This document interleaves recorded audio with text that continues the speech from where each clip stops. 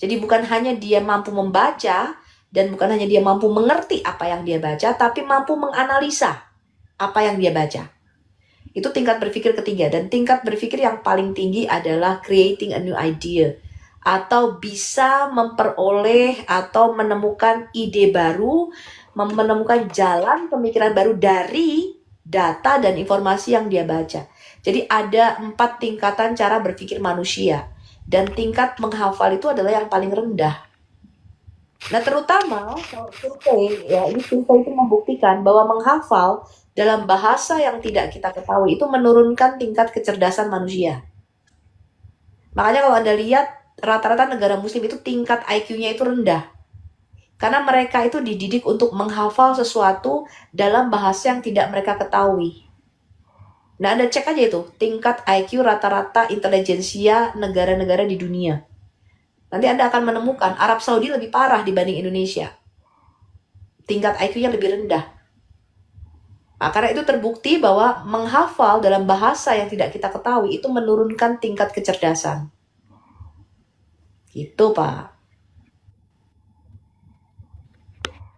Wah, super sekali nih jawabannya. Aku malah nggak tahu tadi ini Kak Sofi. Padahal Masa aku sih udah niat, coba? Nggak tahu udah kalau ada tingkat niat. IQ manusia itu ada tingkatannya. Nggak tahu sama sekali, betul, jujur, jujur. Ini jujur nih. Oh, ini coba ya, aku bukakan datanya dulu. Apa memang benar itu? Kak Sofi bisa mempertanggungjawabkan yang barusan Kak Sofi bilang. Yang paling rendah menghafal gitu. Jelas. Emang iya, iya. Tingkat Ini Wah, aku IQ terendah juga. itu, tingkat IQ terendah itu menghafal, Bang. karena Berarti gorila banyak, pun bisa. banyak juga lah kawan-kawan kita yang beragama Iya, menghafal ya. gorila dan simpanse serta binatang itu bisa menghafal, Pak. Gorila itu menghafal sekitar 2000 kosakata dalam bahasa Inggris. Maka Iya, tingkat iya, iya, IQ iya. gorila itu sekitar 90 sampai 95. Super sekali nih ilmu yang barusan aku dapat. Terus Bukan ada lagi. 78 ya Kak Sofi. Gorila itu 78 apa 86, 78 ya. Antara 75 sampai 95. Iya, Coba antara ulang itu. dulu Kak Sofi. Berarti menghafal di atasnya. Bentar, aku tunjukin datanya aja. Oke, oke, oke, oke. Siap, siap Bu dosen.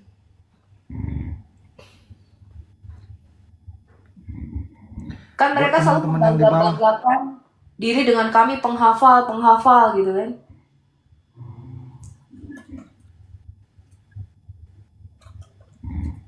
Buat teman-teman di bawah, minta tolong aku ya. Biar bisa aku live nanti. Kurang followersnya, jadi minta tolonglah aku. Mana tahu yang bersedia aja, yang nggak bersedia nggak apa-apa. Mana Kak Sofi? Udah nggak tahan aku, nggak udah penasaran kali aku ini. Iya, ini aku lagi kebukakan laptop. Aku tunjukin datanya.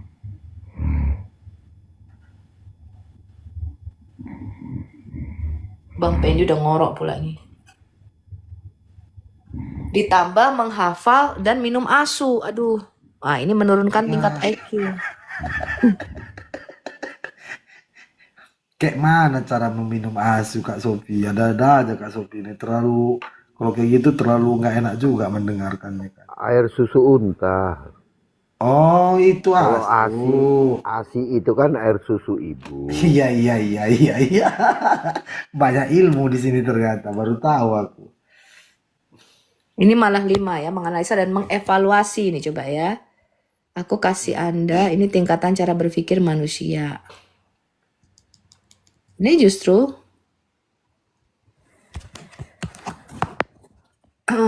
bahasa Indonesianya ada nggak ya? Ya bahasa Ini. Inggris juga nggak apa-apa lah. Ini kan untuk kita-kita aja, yang mereka-mereka yang di bawah rata-rata kan, ya nggak pala-pala harus ngerti juga kan. Ya nggak Bang Nabiro? Nggak pala penting itu untuk orang itu bilang. Iya, makanya Yang tadi penting hafal itu kan. sebenarnya aku nggak penting tadi bahas yang lain-lain gitu loh Bang Nabiro. Bener nggak kira-kira ini? Aku mau menggali ataupun memperdalam lah istilahnya gitu.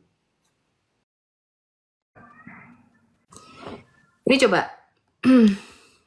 Ini adalah cara tingkat berpikir manusia ya, remembering atau menghafal, mengingat. Ini tingkat berpikir yang paling rendah nih di sini nih. Wow, baru Kemudian tahu. tingkat berpikir kedua adalah understanding, artinya Anda mengerti apa yang Anda baca. Ini tingkat berpikir tingkat kedua. Ini Muslim sampai sini aja nggak ngerti. Makanya kalau kita kasih kata-kata, mereka memahami yang mereka baca aja sulit, betul? Sulit, betul. Jangan, Loh, Kak, jangan ini sampai ke situ lah. Kak Sophie iya, menjelaskan aja loh, nggak harus menjelekkan apa kan saudara-saudara kita juga itu sama yang bukan, mencipta emang aja. kenyataan. Nah, tingkat berpikir paling tiga adalah applying. Nah, ini tadi saya keselipnya di sini. Jadi, Oh, selain Anda memahami data dan informasi yang Anda terima, Anda bisa menerapkannya. Nah, makanya saya tadi tanya, kalau Anda baca Quran, ngerti nggak? Nggak ngerti, hanya dihafal. Hafal pun kadang jarang-jarang, belum tentu mereka menghafal semua, betul? betul betul betul. Bagaimana mereka bisa menerapkan firman Tuhan? Bagaimana bisa mereka menjadi pelaku firman Tuhan? Kalau nggak ngerti, itu loh permasalahannya. Betul nggak? Betul betul betul. Bagaimana mereka bisa menjadi pelaku firman Tuhan? Makanya mereka gampang sekali di brainwash oleh ustadz-ustadznya. Mereka nggak pernah bertanya. Tingkat Oh, berpikir lebih lanjut adalah bisa menganalisa. Ini tingkat berpikir keempat di sini. Analyzing. Tingkat berpikir lebih ya. lanjut adalah mengevaluasi data dan informasi yang mereka baca.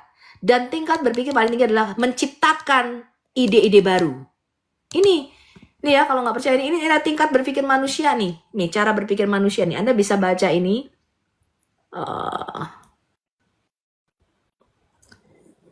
Ya, Betul-betul deras ini. kemampuan berpikir tingkat tinggi dan ada kemampuan berpikir tingkat rendah. Binatang itu bisa berpikir tapi tingkatnya rendah, cuma menghafal. Iya ya, membiasakan diri gitu, kurang lebih kayak gitu ya. Lah ini ada survei sebentar ya. Menghafal, ini video saya sampai viral ini di YouTube. Menghafal tanpa mengerti itu menurunkan tingkat kecerdasan. Nih. Ada yang bilang sok tahu itu, Kak Sophie kayak mana itu? Terpercaya nggak sumbernya itu? Ya, kamu cek aja sendiri. Enggak, ada komen di bawah, sok tahu katanya. Oh, emang saya lebih tahu dibanding kamu. Kalau kamu kan setingkat gorila, tingkatnya menghafal. Betul juga. Iya pula ya. Bang Nabirong kayak mana ini? Deras sekali nih, Bu Sophie nih, kayak mana nih? Ya harus siap-siap lah. Siap-siap lah kalau di sini. Kalau ada Bu Sofi di sini. Di sini Bu Sofi termasuk lembut loh. Iya, coba. Iya, kemarin di Pak Oh, Erben aja udah ngoceh-ngoceh dia. Ini ya, coba.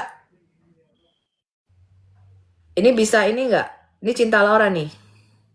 kurang jauh dikit, Bu correlational Sophie, study dosen. that has shown that memorizing, yeah, not understanding, memorizing a language that you don't understand decreases IQ. Saya terjemahkan ya. Ada studi ya, korelasi antara menghafal, bukan mengerti, dia bilang, bukan understanding kata Cinta Laura, tapi menghafal dalam bahasa yang kamu tidak ketahui, decreasing IQ, artinya menurunkan tingkat kecerdasan. Kita lihat nih video saya sampai jutaan orang yang nonton. Which is scary. And I'm not saying don't memorize the Quran, guys. For those of you Dan itu sangat menakutkan. Saya tidak mengatakan jangan menghafal Quran, guys. Cinta Laura bilang, jangan, bukan saya tidak mengatakan Qurannya jangan dihafal. Ya, who are Muslim, if you want to learn about Islam, please, by all means. But my suggestion is, if there is no Indonesian translation, learn Arabic. That's tuh dia bilang ini. Tapi saran saya, kalau tidak ada terjemahan bahasa Indonesianya, pelajari bahasa Arabnya supaya kamu mengerti. Jangan cuma menghafal, kata Cinta Laura. amazing. Learning a new language, learn Arabic. Learn Arabic and then memorize the Quran in Arabic after you understand or after you've learned the Jadi dia bilang ini, pelajari dulu bahasa Arab, baru setelah itu kamu hafalkan Quran itu dalam bahasa yang kamu ketahui. Dalam bahasa Arabnya. language, because that way you can also understand the Holy Scripture in its original form when it's Dengan begitu, kamu bisa memahami the Holy Scripture, karena kitab sucimu, dalam bentuk aslinya.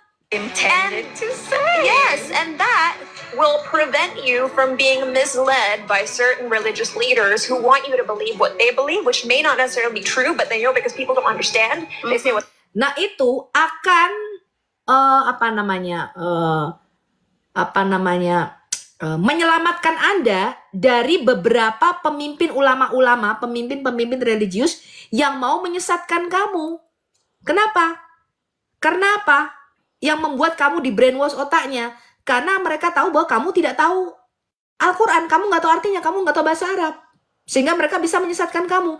Makanya Muslim kalau saya tanya, di mana itu dalilnya? Ternyata nggak ada di Quran, tapi kata ulamanya. Jadi mereka itu nggak ngerti Quran, tidak ngerti bahasa Arab, hanya menuruti apa kata ulamanya. Sehingga kalau disesatkan nggak ngerti. they want. Tuh, gitu ya teman-teman. Super sekali nih. Udah 2. Bang Nabirong, udah 2 aku dapat ini pengetahuan Bang Nabirong. 1,2 juta orang sudah menonton video ini. Berarti saya nggak perlu lagi nanya ini. Ada tadi mau saya tanyakan tadi Kak Sophie satu lagi, tapi udah terjawab langsung. Nih ya, coba Dengan penjelasan. aku lihat lagi ya. Beberapa jenis kemampuan berpikir tingkat tinggi, diantaranya adalah berpikir kritis. Ini Muslim ada nggak pernah berpikir kritis? Kalau saya tanya sama Muslim, kenapa kamu nggak tanya sama ulamamu? Kalau saya tanya, saya dipukul. Kalau saya tanya sama ustadz saya dipukul. Saya nggak boleh tanya. Nggak boleh berpikir kritis. Tidak boleh berpikir logis. Saya kemarin tanya, kamu percaya nggak bumi itu bulat apa datar? Oh, bumi itu bulat, Bu Sofi. Ketika saya tunjukkan di dalam Qurannya bumi datar dan berada di atas punggung ikan paus bernama Nun, dia berubah. Oh ya, kalau Quran ngomong gitu memang begitu Bu Sofi, memang bumi itu datar dan berada di atas punggung ikan paus. Ikan pausnya di mana? Nggak kelihatan Bu Sofi ikan pausnya. Dia tidak bisa berpikir logis. Berpikir reflektif. Nah ini, nggak bisa apalagi. Berpikir metakognitif, nggak bisa. Berpikir kreatif, apalagi berpikir kreatif. Itu lebih payah lagi lah, tingkat kesulitannya lebih tinggi lagi lah. Nah, jenis kemampuan berpikir lainnya adalah berpikir analitis. Yang saya Itu lakukan gimana adalah itu? menganalisa data. Oh ya. Menganalisa. Berpikir sistematis. Apalagi kenapa Quran itu disusun tidak sistematis, loncat-loncat. Bagaimana kita bisa mengetahui jalannya suatu cerita kalau ceritanya tidak secara sistematis disusun? Anda tidak ngerti apa maksud penulisnya. Betul nggak? Karena yang Betul, bikin betul. juga Maaf, di bawah maaf 78 nih, itu. maaf Nggak nih, bisa Bu dosen. sistematis. Orang tulisannya aja loncat-loncat. Nggak Bu kronologis dosen, Bu- kok. Bagaimana dosen. kita bisa berpikir sistematis yang nulis aja tidak kronologis, ceritanya loncat-loncat kemana-mana. Bu dosen, aku tadi bertanya nggak ada sangkut pautnya dengan kitab mereka loh. Kita bahas tentang kita aja gitu loh Bu dosen. Ini langsung nyangkut ke sana. Seram kali nih. Kayak mana nih Bang Nabirong? Tapi maksudnya itu sebagai contoh aja Bang, sebagai contoh. Artinya yang bisa kita lihat contoh itu kenapa orang-orang itu masih saja kok gitu cara berpikir mereka gitu, tidak kritis. Nah, Bang Pendi, kenapa dia bisa itu? Karena dia kritis, karena dia bertanya. Makanya Bang Pendi kan dibilang, kamu jangan terlalu banyak bertanya nanti murtad. Karena ketika orang mulai kritis, itu artinya dia akan menemukan sesuatu yang baru nantinya. Yang di luar daripada apa yang kebiasaan mereka ketahui gitu. Nah, Berarti selama ini aku salah besar ini Bang Nabirong. Yang kupikirkan dari dulu hebat. betapa hebatnya, tapi hebat bukan isinya ya, bukan isi. Iya, Betapa mereka. hebatnya doktrinnya gitu loh. Kok bisa doktrinnya. meyakinkan kata-kata yang tidak jelas, tapi mereka harus percaya gitu loh. Jadi kan Karena yang kuat di mereka situ bisa- bukan. Itu namanya pembodohan, Pak. Itulah makanya aku bilang tadi Bang Nabirong, yang hebat ini bukan isinya, doktrinnya. Kan gitu dia kesimpulannya kan? Mm-mm. Itulah makanya aku pikir kemarin kok hebat kali ini memang. Kok bisa kok ada orang, kok ada petinggi-petinggi yang bisa meyakinkan seyakin-yakinnya gitu loh Bang Nabirong. Makanya aku pikir ya berarti aku salah persepsi. Berarti Ya kan kita tahu Bang. menghafal itu memang tingkat yang paling rendah itu satu. Iya kan? Hmm. Hmm. Jadi bukan bukan hebat di mana itu kan gitu kan. Jadi istilahnya yang sedang-sedang aja pun udah bisa lah, kurang lebih seperti itu. Ya, jadi mereka cuma punya otak kiri ya, otak kiri ya. Bang? Kresek-kresek Bang Nabirong. Kresek-kresek dia. Oh iya, cuma punya otak kiri mereka untuk menghafal. Otak kanan Dia untuk tak kanan kemana? processing itu nggak ada gitu. Oh. Untuk proses data processingnya nggak ada dia. Gitu. Nah, Ya, ini jadi juga menunjukkan ya, teman-teman, Indonesia itu menurut survei negara kedua terbesar di dunia pemakan hoaks. Jadi orang Indonesia itu kalau mendengar berita karena dia terbiasa tidak diproses, dia tidak bisa menganalisa data dan informasi yang diterima. Dia telan mentah-mentah tuh. Ya. Jadi dia tidak bisa membedakan antara fakta dan hoaks, itu menurut survei. Dan Indonesia menduduki tingkat negara kedua, ranking 2 dalam hal tidak bisa membedakan antara mana yang fakta dan mana yang hoaks. Dia nggak bisa bedain. Pantaslah gampang diprovokatori kalau kayak ya gitu. nggak Betul, ada betul. data analisis. Betul, mereka tidak bisa menganalisa data. Kemampuannya belum sampai ke sana Pak. Belum sampai Hanya menganalisa.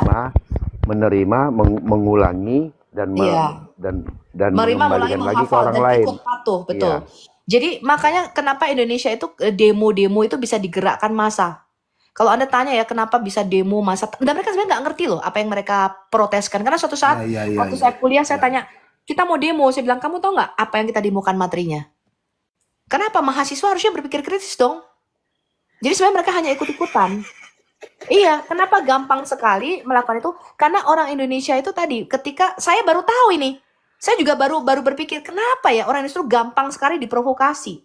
Karena mereka itu ketika menerima data, ini pasti bener.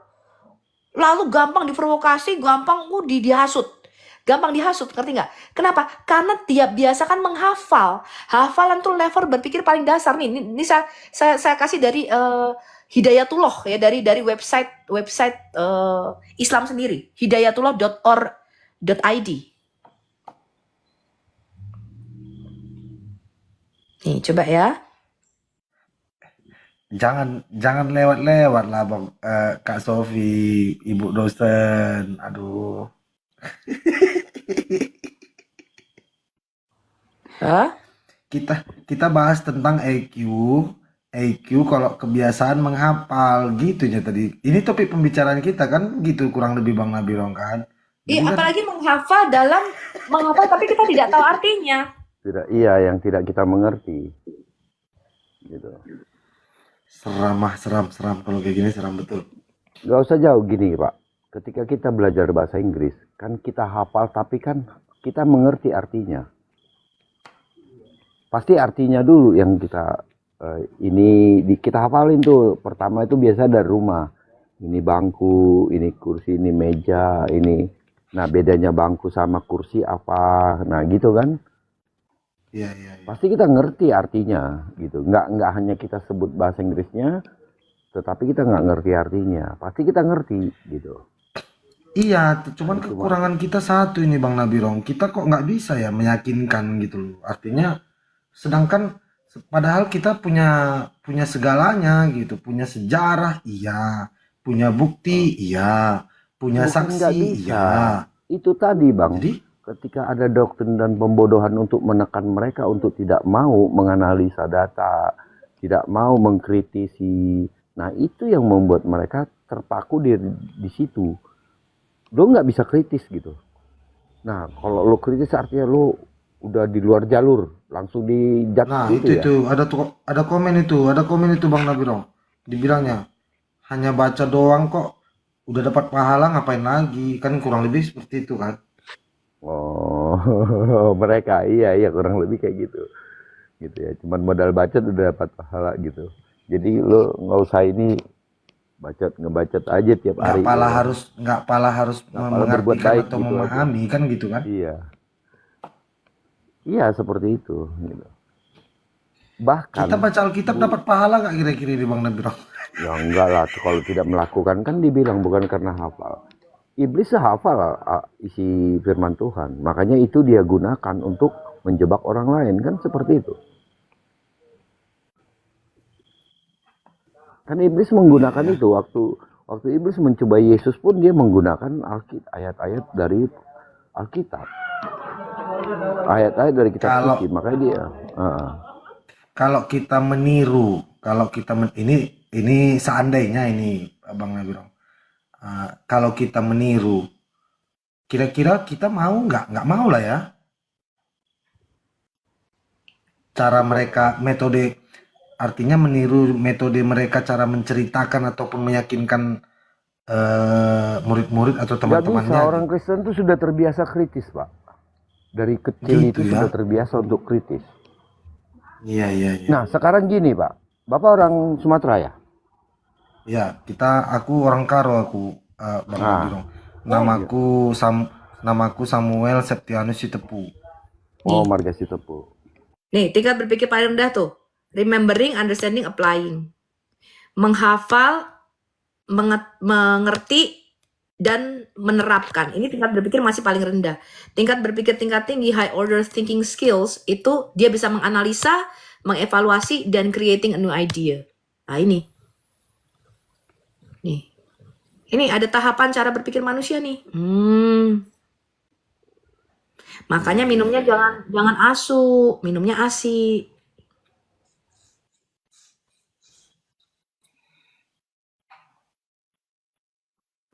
Paling tidak susu bubuk lah ya kan.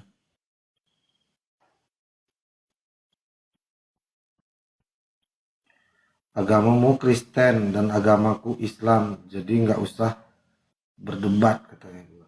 Iya, nggak ada yang berdebat ini Bang. Bang siapa ini namanya? Bang Buto 84. Ini nggak ada perdebatan, nggak ada di sini. Kami lagi membahas ataupun mendalami tentang tingkat kemampuan otak itu yang kita lagi. Iya, tingkat. Kalau Anda tersinggung ya silahkan. Kalau Anda tersinggung merasa ya itu urusan Anda ya kan. Tingkat kemampuan otak itu kan kita lagi bahas itu. Kalau Anda tersinggung kalau Bang ya Buto, kalau Bang Buto 84 tersinggung ya itu urusan silakan, Bang itu Buto urusan lah sama abang lah. Kak Sofi.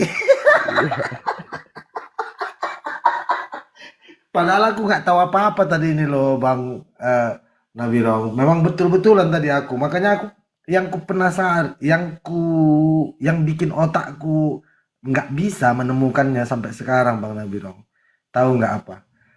Kok bisa-bisanya gitu loh. Kok bisa-bisanya ada manusia percaya dengan hal yang tidak punya data, tidak punya bukti, tidak punya saksi. Gitu. Kok bisa-bisanya gitu. Kok ada manusia model kayak gini pikirku. Itulah tadi makanya penasaran aku. Apa Bang Nabi Rom? Ya itu doktrin ya. Makanya saya bilang tadi ini yang perlu saya pertanyakan gitu. Kalau isi kitab-kitab mereka atau kawan-kawan kita sebelah itu ya udah memang dari awal udah nggak jelas, udah tahu kan. Kalau itu udah oke, fix gitu. Jadi nggak perlu dibahas tentang itu gitu. Yang perlu aku tahu ini Bang Nabi Rom, metodenya itu loh gitu. Metode apa itu? Iya gitu. Kok bisa sampai segitunya gitu loh Bang Nabi Rom gitu. Contoh nih, ku bilang nih sama Bang Nabi Rom, 1 tambah 1 kurang 1 dikali 0, bilang gitu. Jawabannya 11, aku bilang. Kalau Bang Nabi Rom nggak percaya, aku pukul. Jadi mau nggak mau, Bang Nabi Rom percaya, kurang lebih kayak gitu kan. Karena kita nggak ngerti segala sesuatu yang dikali 0 hasilnya berapa. Iya, nggak tahu mereka perkalian, nggak tahu mereka pembagian, nggak tahu mereka penambahan. Kurang lebih seperti itu. Di situ titik permasalahannya sekarang kan gitu kurang lebih. Kan Bang. Oke, ada Kak Nia nih. Kak Nia, selamat pagi. Buat teman-teman yang di bawah kalau ada bersedia tolong di follow ya teman-teman biar bisa live aku. Hmm. Kak Orang Nia, cepat selamat influencer. pagi. Paulus adalah orang Farisi yang cukup dikenal sebagai yang giat dalam menganiaya murid-murid Yesus, juga ngaku rasul katanya. Kak Sofi, itu kayak mana itu kira-kira Kak Sofi? Oh, dia jelas diutus sama Yesus kok. Ada kok. Ada kok ayatnya di dalam ini. Itu tidak pakai tafsir. Dan itu tidak pakai kitab-kitab kedua. Tidak sumber kedua. Itu asli dari Alkitab. Baca Enggak, saja di Kisah permasalahannya Para Rasul 9. Yesus permasalahannya sendiri nggak yang di situ mengutus loh dia. Bang Nabirong. Permasalahannya nggak di situ Bang Nabirong. Permasalahannya kan Paulus juga kira-kira kurang lebih ginilah kalimatnya ini. Ya, orang yang suka menganiaya kok, orang yang suka menyakiti murid-murid Yesus kok bisa ngaku-ngaku jadi rasul? Kurang lebih Apa kayak gitulah dia. justru sama lah seperti Bang Pendi. Bang Pendi ini kan dulu kan tukang maki-maki, tukang hujat. Perompak juga ini. Tetapi ketika dia dipanggil, sekarang dia memberitakan tentang Kristus itu. Betul. Beda dengan orang yang di sana, yang sampai mati pun masih bagi hasil, ngerampok. Kalau kita ngomong apanya gimana kira-kira itu Bang Nabirong? Kalau kita ngomong buktinya mana atau dalilnya mana? Dalil pula. Memang benar Maaf.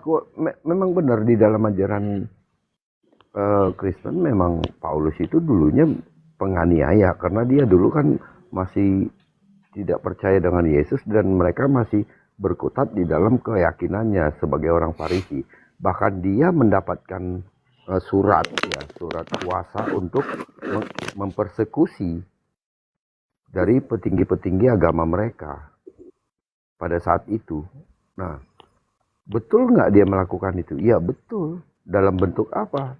Dia menganiaya, dia mengejar-ngejar yang mengajar-ngajar. Mungkin kalau di sini istilahnya kalau sekarang itu istilahnya bubarin ibadah gitu ya. Ya kan mempersekusi orang, tangkap, laporin polisi, penistaan agama gitu. Kayak gitulah kira-kira. Nah, dia ini orang-orang yang sangat keras dan mempertahankan agamanya daripada kami tergerus. Kayaknya ini orang-orang mulai banyak pengikutnya, bahkan dari suku-suku kita sendiri, dari orang-orang Israel sendiri, tetapi Tuhan tangkap dia dan Tuhan dia bertemu dengan Tuhan. Ketika dia tanya langsung, siapakah engkau? Apakah engkau Tuhan? Iya, saya Tuhan, saya Yesus yang engkau aniaya. Yang engkau aniaya di mana?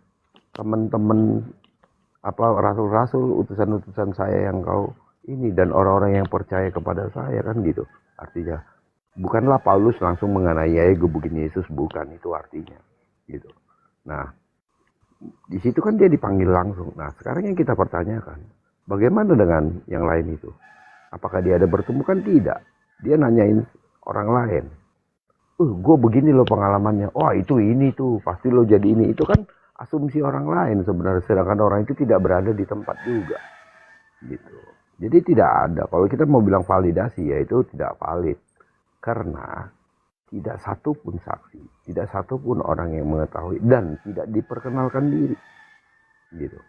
Kalau Yesus kan memperkenalkan diri, iya saya Yesus yang engkau aniaya gitu. Nah seperti itu kira-kira. Jadi apalagi yang kurang? Nah, betul nggak? Betul. Itu apa namanya?